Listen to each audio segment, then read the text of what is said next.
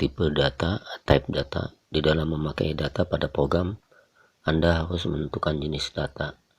Dalam FPC harus memiliki jenis data yang sama. Di bawah ini merupakan pengelompokan jenis data dari bahasa C++. Tipe data dasar C++, bilangan bulat, char, int untuk integer, short untuk short integer, long untuk long integer. Tipe data dasar C++, bilangan real atau pecahan, float, real double, long, double. Selain itu terdapat juga tipe data unsigned, tipe data bilangan bulat, unsigned char, unsigned int integer, unsigned short integer, unsigned long integer. Tipe data unsigned mirip dengan yang bukan unsigned. Bedanya adalah tipe data unsigned tidak mengenal bilangan negatif atau nilai selalu positif. Tipe data dasar C++ memiliki jangkauan, range, dan pemakaian memori. Sebagai contoh, bool,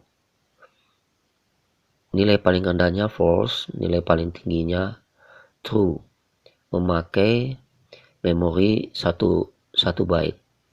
Yang paling besar tipe data double, memakai besar memori 8 byte.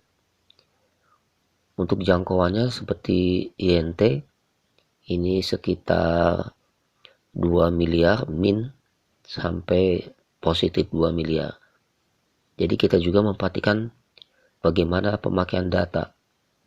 Sebagai contoh, dalam pemakaian data usia, kita lebih bagus menggunakan unsigned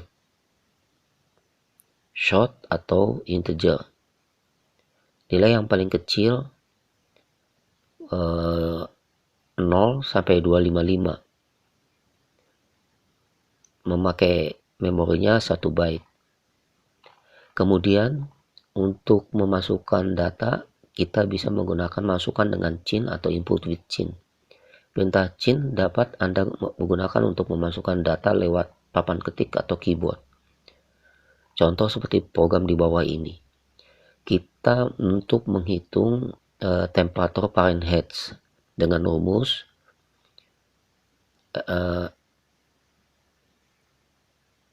untuk menghitung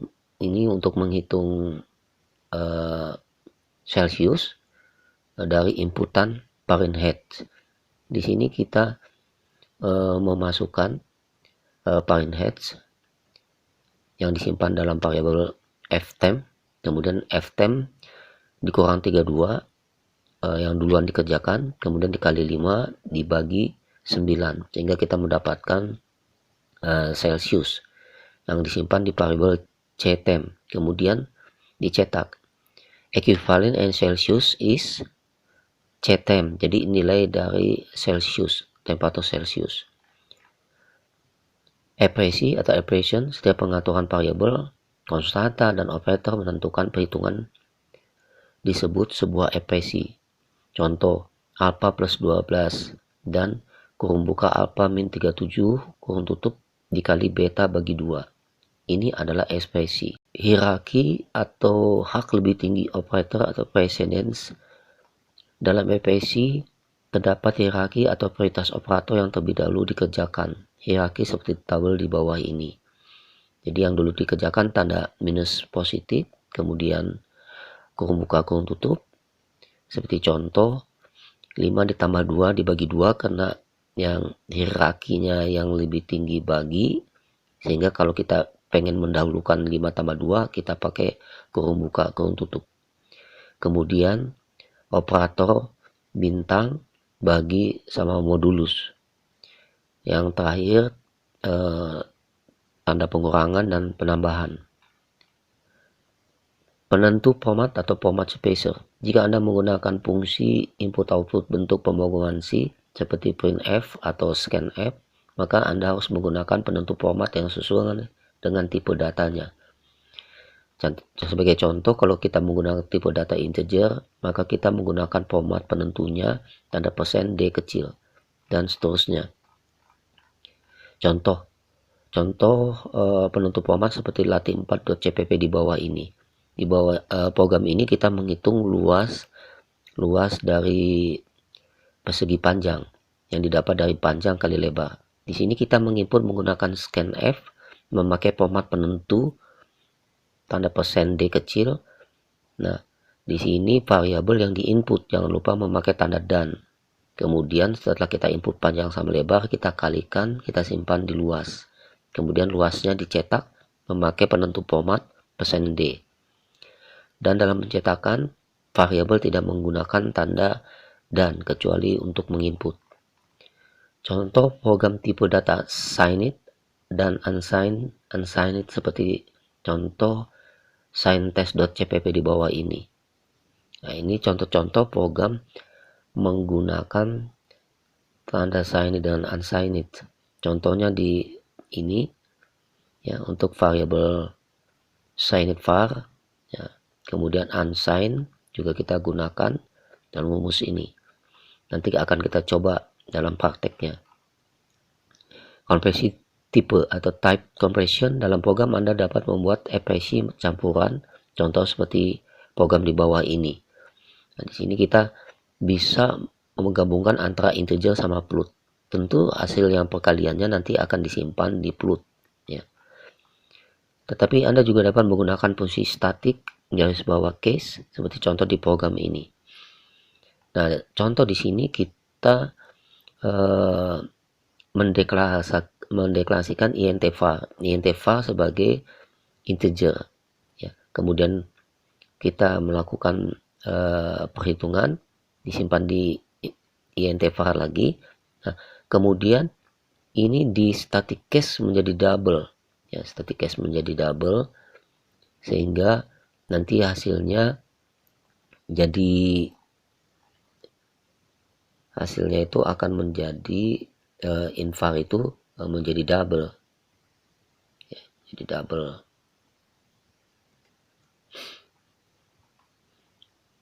Oke, sekarang kita lanjutkan ke pengertian operator. Operator merupakan simbol yang biasa dilibatkan dalam program untuk melakukan suatu operasi atau manipulasi. Banyak operator, contohnya operator aritmatika, operator assignment lanjutan. Assignment ini operator yang pemberi nilai. Contoh 1 diberikan nilai ke variabel A. Ekspresi 2 ditambah B akan disimpan di A. Nah, beberapa contoh assignment ini. Kemudian operator increment dan decrement. Increment untuk naik satu-satu, decrement untuk turun satu-satu. Dapat disimpulkan memakai plus X yang artinya sebenarnya sama dengan X plus 1.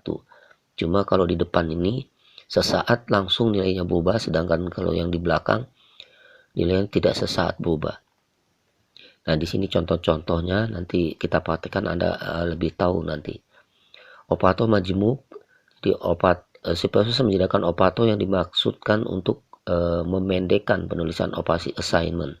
Jadi disingkat. X sama dengan X plus 2, kita bisa tulis X plus sama dengan 2. Kalau untuk kalinya Y sama dengan Y dikali 4, kita bisa tulis Y kali sama dengan 4, dan seterusnya.